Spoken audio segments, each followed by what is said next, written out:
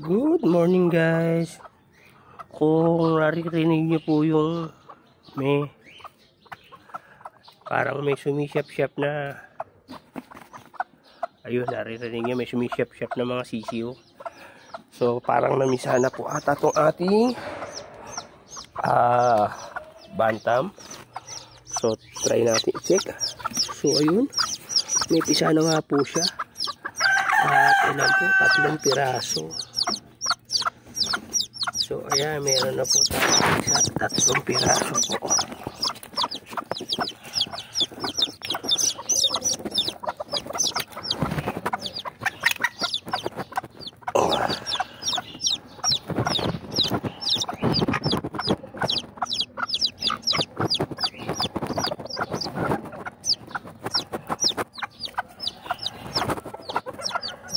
Hindi ko alam kung mapipisa pa po yung 2 piraso.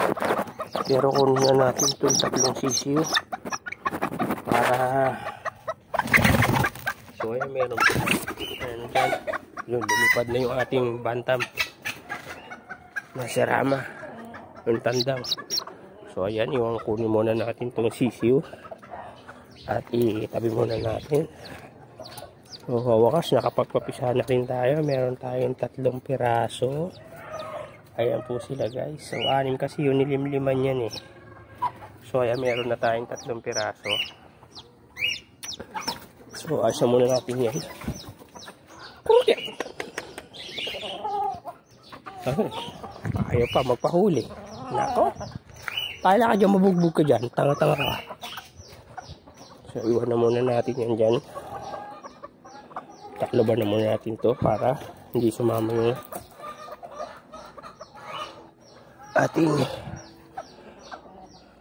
tandang inahin. So antayin natin na ano pa, baka mapisa pa yung 2 doon sa ano, kasi yung isa medyo kalug na. Bilhin natin itong ating kurukik.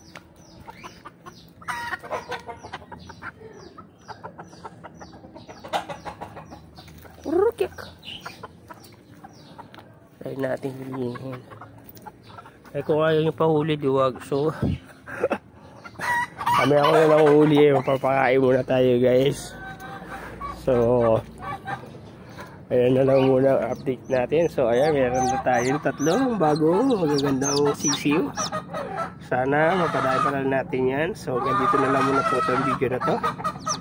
Maraming salamat po sa panonood at God bless.